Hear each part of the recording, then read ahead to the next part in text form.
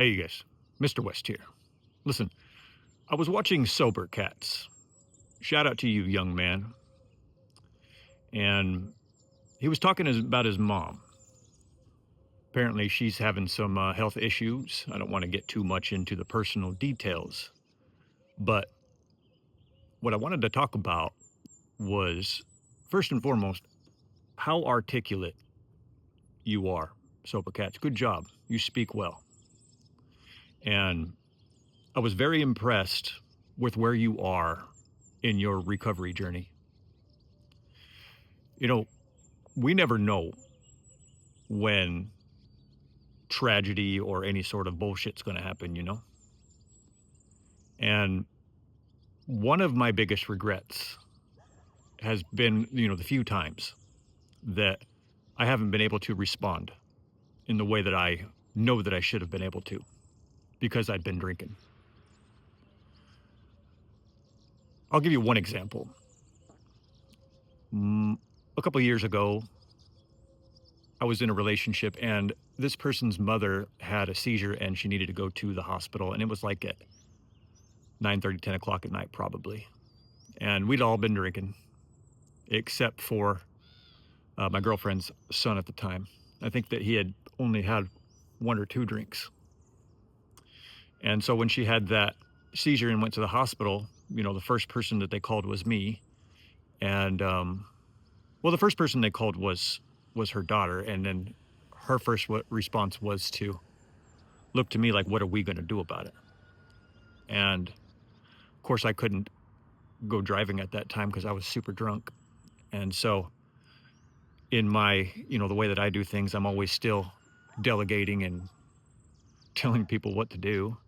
I look over to the boy and I say, "Hey, you go to the hospital, take your mother, go take care of your grandma." And I said it like with some sort of conviction, like I was running something, but on the inside, I was just feeling like a big old piece of shit because I've always identified as the protector and provider. In my life is a little bit opposite maybe than you, young man, where I've always been in the position of responsibility. That's probably one of the reasons why I drank, is so that I could kind of drift away into my mind and not have to be responsible. I'm the oldest of, I have five sisters and four brothers, and I run a company, leader of my family. I've been in leadership positions in every single career that I've been in, every job that I've been in, and although I like being capable, I find that I don't get a lot of peace, a lot of alone time.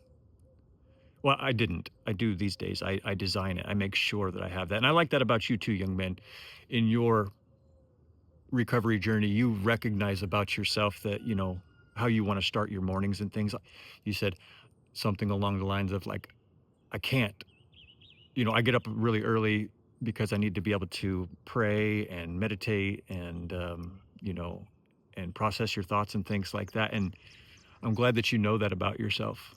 Hopefully, that as time goes on, and I'm sure you're learning from this experience that, flexibility is going to become one of your best friends. That's one of the ways that we grow is becoming very flexible. But I like that you recognize who you are as a person, how you need to start your day. You seem to have a process.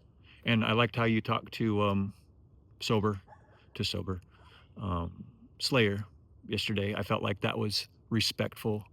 And it's one of those things that people don't like to do because nobody wants to get in anybody else's business. I do that shit. I don't care, because I'm the type of person, you're either going to want to fight me or give me a hug when I get done saying what I need to say, but it's because I care. I actually care. And I remember what it was like. So, but no, I just, I was listening to your video on the way to work today and I was just impressed with you. And it is true. God's timing is, everything happens in his timing and we don't know when things are going to happen, but it's so nice when we're able to be available and ready and willing and able to be there in situations when it calls for us. And yes, that is how, you can, what were you saying?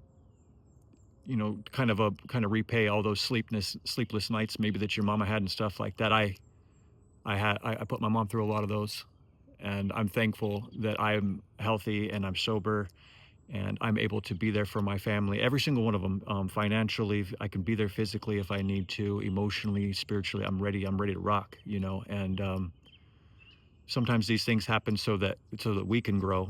It's kind of crazy too that your mom is still helping you grow, even though she's the one who's having the health issues. Because you're having to. Well, you don't have to, but you're deciding to, you know, be a son like you're supposed to. And so I just wanted to take a little bit of time out to recognize what you're going through, what your mom's going through, and your dad, and recognize that your progress is seen, and it's visible to all of us, and not just to you now. So hopefully that does something for your journey moving forward, and just keep growing. I hope that you keep doing YouTube videos and keep sharing your stories and things like that. You talk well, and I think that you would do well with this. Anyhow, I'm gonna let you go. Everybody have a great rest of your day on purpose. Okay, God bless you. I'm out of here.